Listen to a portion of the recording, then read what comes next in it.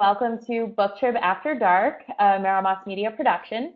Joining us today is New York Times, Wall Street Journal, and USA Today bestselling author Lauren Blakely. She's had 9 New York Times bestsellers, she's sold more than 1 million books, and she's the author of the Caught Up in Love series, the No Regrets series, the Sinful series, and so many more, along with a number of standalones. I'm sure you're all familiar with them. Yesterday, Sinful Love, which is a Sinful Nights novel, was released, and we could not be happier to have her here today to chat all about it. Welcome, Lauren. Thank you so much for being on with us today. Well, thank you for inviting me, Beth. It's a pleasure. Of course. So let's start off by talking about Sinful Love. It pubbed yesterday. Congratulations. And Thank you. yeah, can you kind of give us a brief rundown of the series and the characters we're meeting up with in this 4th volume? Well, so Sinful Love, as you know, is the 4th and final book in Sinful Nights. And each book follows a new couple. So technically, each book can be read as a standalone, but there is an overarching plot thread of a murder mystery involving the father of all of the siblings. The story centers around 4 siblings who are now in their 30s, and their father was murdered when they were all teenagers. So that investigation is reopened. And that's the plot that carries throughout all 4 books. Each book is about a sibling finding love. So the romance is the focus, but the plot is thread throughout all 4 books. And I really wanted to kind of structure it a little bit like a TV series, sort of like the procedural TV series where, like Castle, for instance, where like you can follow an individual episode is kind of contained unto itself, but in that case, it's more like the romance carries over. And in my case, the romance finishes in each one. And I have 4 dogs, so hold on 1 second. We have an animal mishap. Sometimes this happens, everyone.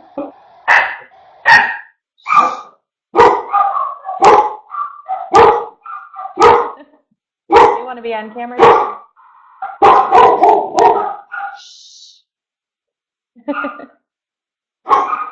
Hi. Hi. Sorry. I don't know why I said I had 4 dogs. I think it felt like I had. Hey. I think it felt like I had 4 dogs. And they were all barking. Really sorry. Anybody who knows me and is watching is probably like, oh, that's very typical. Every time I talk to Lauren, her dogs bark. Of course, the mailman just came right now. Guys, shush. Shush. Perfect timing. I'm really sorry. Right? Hey, sometimes we are animal friendly here. That is okay. Okay, I swear I'm going to be back in 10 seconds. Okay. We are holding on because Lauren is having animal issues, so we'll continue in just a moment.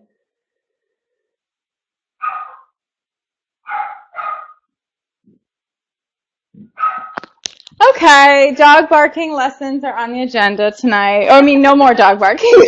Yeah, right? All right. No problem at all.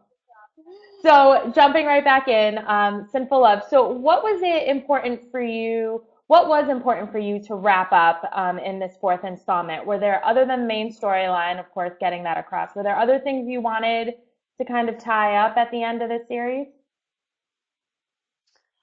Well, the mystery is completely tied up.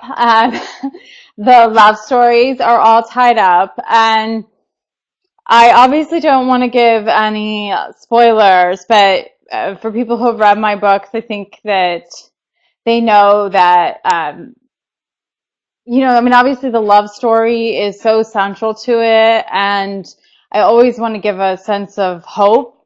And those, I really don't want to say anything more, but those were the things that were really important in the series. Like I wanted to make sure all of the plot threads had been stitched together by the end of this book, because there are open ones all throughout that, readers have been following.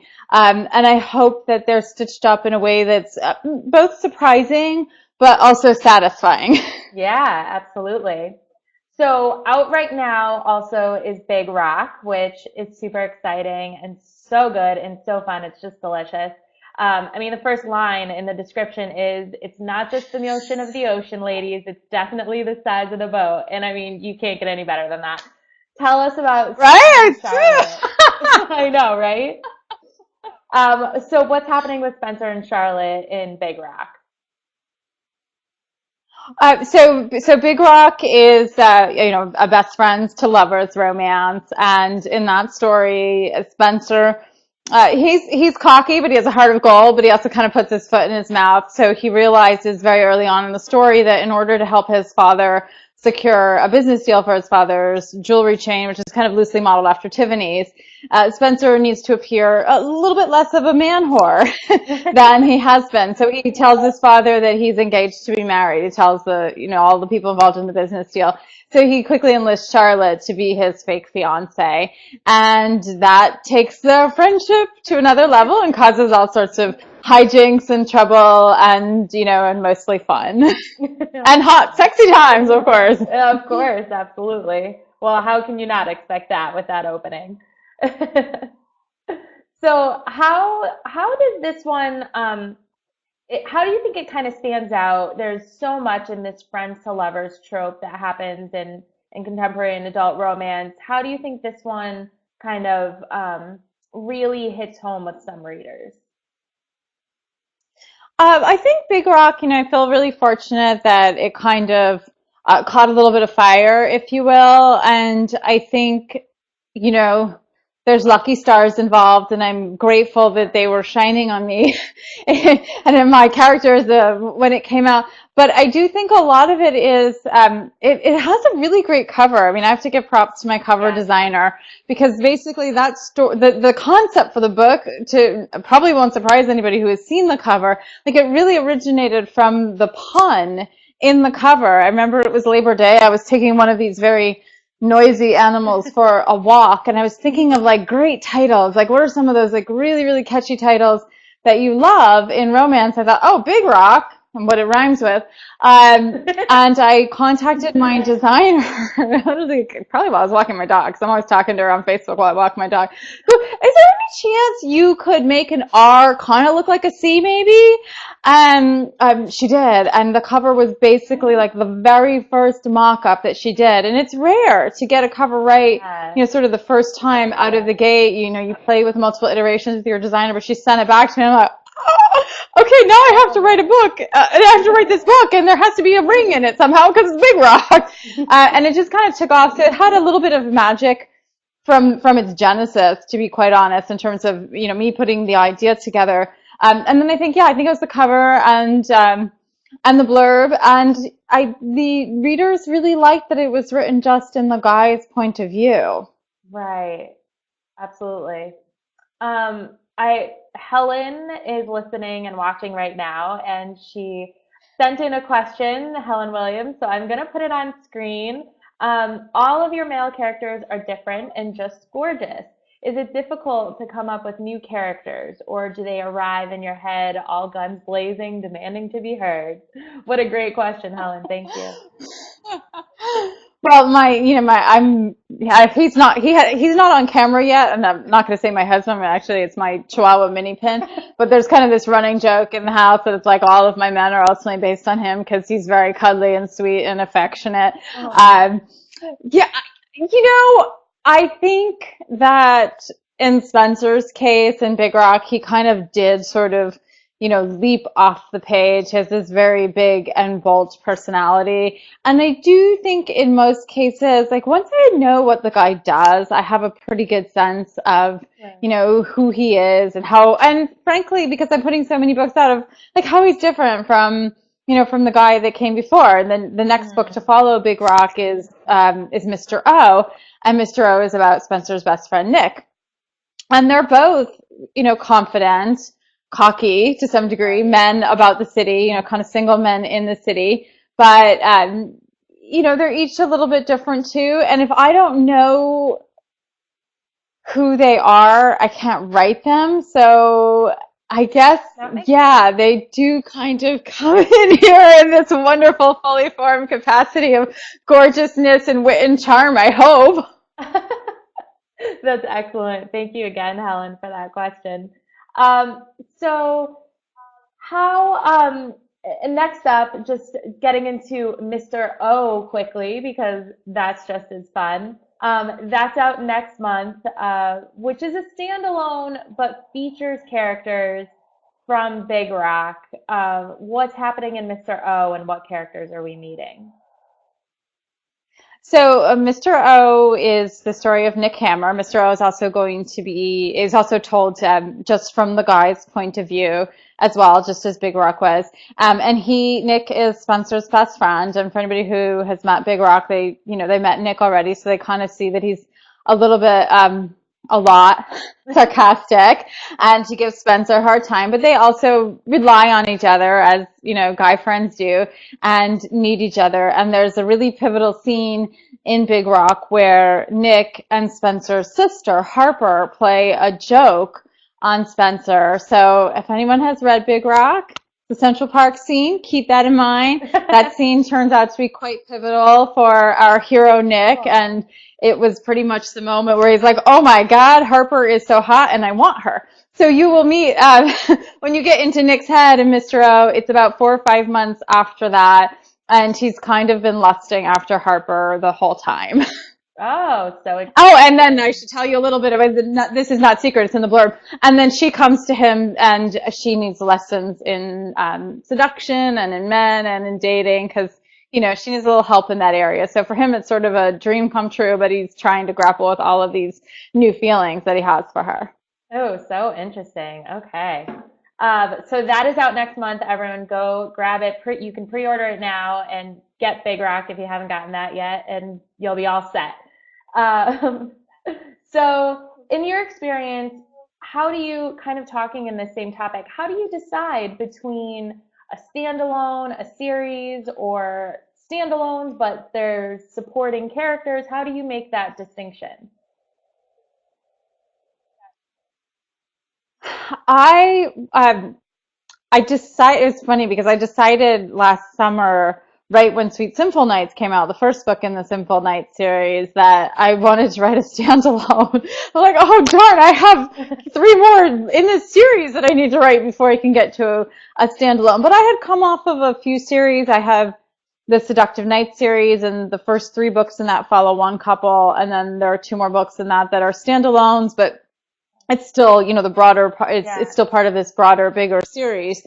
So I wanted a change. I wanted to kind of keep things fresh. I wanted to get out of third person because the Seductive Night series is in third person, which worked really well for that. It's, Right. this sort of very elegant, sensual, erotic romance series, and third person really, really fits with those type of characters. But I wanted to get into that, very immediate, a little bit more comedic voice of first person. So in my mind, I was always kind of looking for just the right idea to mix things up and to try a standalone after having to kind of manage a series and manage characters across several books. Interesting. Okay. Can you talk a little bit about your background? How did you get into publishing? Did you always know you wanted to be an author, or did this kind of just was this happenstance? Tell us a little bit about how you got here. Well, for a long time, I sort of denied that I ever wanted to write the great American novel. I was a journalist for many years, primarily a business journalist, covering, I wrote for the Denver Post, I wrote for the Miami Herald, I did a lot of reporting on the media, television, and advertising business for trade publications, and for a long time I was really quite content with writing nonfiction, writing about things that were really happening, what was going on in the business world, how companies were, making money and making more money and figuring all of that stuff out. And then I started reading some chick lit in the mid 2000s. I read Emily Giffin, I read Jane Green, I read Sophie Kinsella, and I just really loved that style and that spirit. And I think, like a lot of writers, I thought, well, I can try this too. And I did try it, and my first 3 novels were all rejected from New York. I didn't get any publishing deals for them at all. And then I actually switched gears and started writing young adult novels. And I did get an agent and a publishing deal in young adult, and I have 5 young adult novels out under my real name. with New York publishing houses, and none of them sold very well. So I went back in late 2012 to those three novels that hadn't sold, the three sort of chick lit novels, and I sort of took the first one and dusted it off and ditched most of it, but kept the parts that I liked and added more sexy times and made it more modern and made it really fit sort of the time of day, the modern times, like where we were now in 2012, 2013 with new adult being popular and erotic romance being popular, and that was Caught Up in Us. So, so Caught Up in Us had basically originated from something that I wrote back in 2006 and 2007 that was never sold, and I turned it into something else, and it became my first self-published novel and was my first bestseller as well. Oh, how interesting. Okay. So, I guess now you're in contemporary adult romance. You've done the YA. Are there other genres that you would like to maybe find your way into, or are you happy where you are? I love writing romance. It's really sort of a perfect fit for now. I mean, I know you never know where things are going to wind up in the future, but I love it. I think when I was doing chick lit, I was always drawn to it because I loved the romance aspect of it. I loved being able to tell a story about a couple falling in love. And I think all of my books really are about that, and some of them just have more on page sex than others. It kind of depends on the type of series that it is. So I'm really happy staying in it, and I get the need for variety met because sometimes I'm doing a romantic comedy like Big Rock and Mr. O, and sometimes I'm doing sort of more intense story that has some romantic suspense like the Sinful series. I have a series coming out this summer with Motley called Sapphire Affair and Sapphire Heist, and that's got like a little bit of a mystery. It's got a little bit of comedy in it. It's sexy contemporary romance, but it kind of brings in some of the other aspects from the other stories without kind of the life and death stakes of something like Sinful Nights. Absolutely, definitely interesting. So we talk about this a lot on here with indie authors, but what's some advice that you might have for up and coming authors who they want to stand out in the crowd, or it's such an oversaturated area right now? How do you think it's the best way to start going about getting their name out there if they're a debut novelist? It's funny. I was thinking about this morning because I have a lot of these conversations with my writer friends about the market and sort of where it's at. And, I was chatting with somebody this morning about how it is a challenging market, and it does feel saturated in a way. Especially if you look at Amazon and all of the books that are in KU and, 99-cent books and whatnot, it's harder to stand out. But at the same time, I think it's always been hard to stand out. I think it was this way in 2013. It was this way in 2014. It was this way last year. And this probably sounds very trite, but a lot of what applies is sort of what has always applied. It's you do have to write a great book. You do have to edit it professionally. You do need a great cover. You do need a great blurb. I mean, I think that frankly, the cover and the blurb are the two most important aspects. The book has to match it, but if you have this amazing book and you haven't jacketed it properly and you haven't given it the right blurb, it's unlikely to take off. And then it's a matter of getting it into the hands of the right people. And who are the right people? Sometimes it's bloggers, sometimes it's passionate readers on Facebook, sometimes it's librarians, which is a little bit more traditional publishing, but there are always, whatever side you're on, you need to find the evangelist. And then it becomes a matter of, does it have the buzz? Are other people excited enough about it to talk about it? Definitely. Absolutely. So on your website, it points out in your About Me section that your style includes heat, heart, and humor. Which takes really a good balance to make it all work. How do you kind of achieve that with each book that you write? Are there things that you follow or things you make sure you have in there? How do you go about that? Well, my husband is really funny, and that's always, sort of the glue of our marriage, frankly. So I think that's probably why I kind of, even if it's a more intense series, I think and hope that my heroes all have a little bit of, of humor in them. Sometimes it's more over the top and obvious, and sometimes it's sort of like hopefully a dry wit. I mean, really depending on the series. But that's, I think, probably the part that's core to who I am as a person.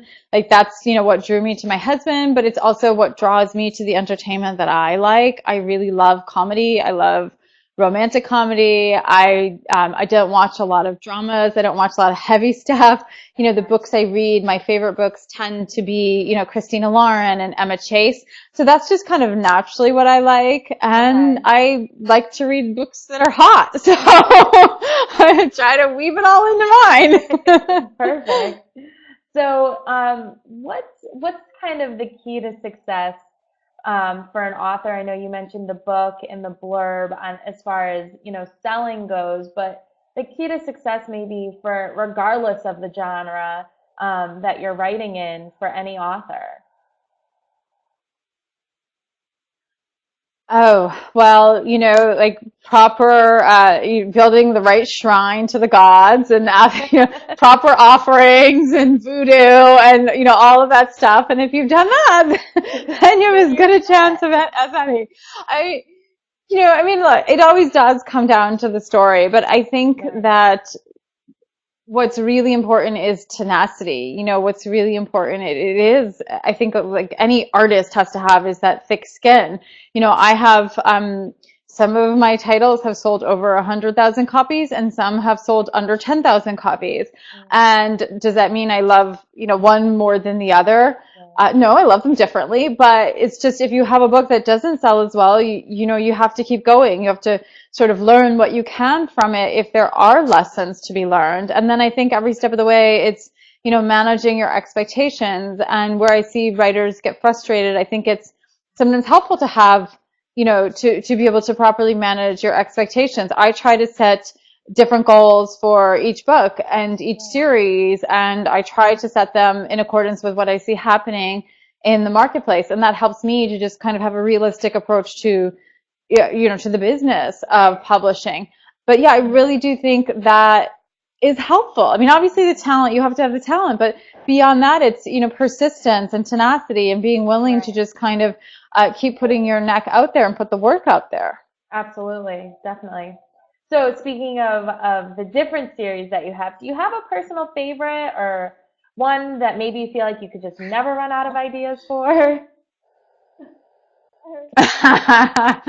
Oh, well, I wind up ending most of my series, so I'm usually ready to start a new one after 4 books, I would say. I mean, Seductive Nights has gone to 5 books, although 3 are about one couple, and Sinful Nights is 4. But it's rare when I write about one couple for more than one book. I mean, Julie and Clay and Night After Night, After This Night and One More Night are really the only couple of mine that has more than one story for the couple themselves. And they're kind of that special couple. That was a story that was driven by fans. I had put out a free short story in Christmas of 2013 about those two, and fans asked, could I write a novel for them? And then it just sort of took off after that. So I don't know if there's one I could spend a lot of time in. I think I'm just going to kind of keep doing what I'm enjoying at the moment. Like right now, I'm really enjoying writing in this guy point of view. And I will keep doing that as long as I have ideas that feel fresh. But then if I want to switch to something else, I'll start a new series. All right. That sounds good. Well, speaking of, what is up next? What do you have coming down the pike? Do you have a new series coming? What can fans expect after Mr. O? So after Mr. O, there will be another all-guy point of view book, and that's called Well Hung. And that's on iBooks pre-order. So if anyone wants to check out the cover, same cover designer as Big Rock, and I'm quite pleased with with that cover as well. And that's another kind of sexy romantic comedy as well, and I think that's going to be a lot of fun. And that will probably come out in September. Before that, though, I have a 2-book series, and this is actually a series I have that does follow the same couple, and that's the Sapphire Affair and the Sapphire Heights, and that comes out in July and in August, and that's about like a sexy, rugged bounty hunter and this Ooh. scuba pro, and they team up together in the tropical islands to track down millions in stolen jewels. So it's, it's a kind of like an enemies to lovers type of trope there. So that's coming out as well, and I think that's going to be a lot of fun, and hopefully that's enough for now. Well, I did see, and I'm only bringing it up because I did see it on Amazon, and we absolutely, uh-oh, they're making another, Sorry. making another, No, I'm sure they want somebody it. else is here They want to be demanding on something. screen. Gigi, quiet. I know So I they do. saw They're it on hams, total Amazon, hams. and we're huge fans of 1001 Dark Nights, but I know that there is a novella due out late this year. Is there anything that you can talk about or say about it? I only bring it up because I did see it on Amazon. Yeah. Yes, that is a seductive invitation, and I'm really Okay. excited about writing in that sort of Dark Nights Yeah. world of novellas. And what my plan is for a seductive invitation is it's going to kind of marry some of the seductive nights world, Mm. and that doesn't mean that Clay and Julia are going to be the main characters in it, but it does mean that you'll see, sort of some of your old friends, maybe cameos from some characters from Seductive Nights. But it's also going to become part of a new series. That's what I haven't talked about that yet because I had all of these other books to Okay. mention. But I do have a new series called the One Love series, and there's a book in that. The first book in that is Clay's cousin. Tyler Ooh. Nichols, who you will meet in Mr. O, and then Tyler Nichols will be the hero in The Hot One, and that's going to be the first book in the One Love series. So a Wow. seductive invitation will kind of marry those two series. Like you will see Cool. a Nichols man, I don't know who yet, a Nichols man will be in a seductive invitation. So you kind of get a little bit of a taste of the Seductive Nights world and also of this new series that I'm planning, the One Love series. So. Oh, that's awesome. That's super And of exciting. course, the purple snow globe will be in it. Of course. So, just so everyone knows, you can visit laurenblakely.com, stay up to date with everything. Lauren, you also have a blog on there that people can follow, see what books are being released, and you can follow her. She's all over social media. You have a pretty big following on social media. What is it that you kind of love about in relation to your books and spreading the word? What do you love about being able to use social media? Um, I I love being able to talk to my readers. I mean, that's the thing I absolutely adore. And when I was writing in the YA world, you don't really do that as much. I mean, there are a lot of walls up, and some of it is because I was writing in YA, and it's you're connecting with teens, and even though you might think, oh, they're online, it's different. I'm talking to my peers. For the most part, my readers are women. They're moms. They have kids. They have similar lives. They have dogs that bark at the mailman and laundry to do and all of that. Just like my life here. So that's one of the things I love about social media and sort of this romance world is that I really do feel like I'm talking to my peers in a lot of cases, and that I can interact with readers, that I can hear from them. They can message me. We can, I know what's going on, for the people that I'm in touch with regularly on my personal profile on Facebook. I kind of know what's going on with their kids, or I know who has a Chihuahua mini pin as well. So that's just a lot of fun to really kind of get that personal interaction and then to hear from the people who like your books. Definitely. Well, everyone needs to go grab a copy of Sinful Love. Like I said, it is out now. You can go pre-order Mr. O, which is just as exciting. And then all of that stuff that's coming up sounds amazing, Lauren. We cannot wait for it. And hopefully we get to talk to you when the 1001 Dark Nights novella is released, which would be amazing. So I can't thank you enough for joining us Absolutely. today. Unfortunately, we have come to the end, but thank you again so much. It was so much fun. Well, it was my pleasure, Beth. Thank you for inviting me. And thank you all for Absolutely. watching. Yeah, and thank you for the dogs making a guest appearance. Sorry. Have a great night. Bye, thanks, everyone. Take care.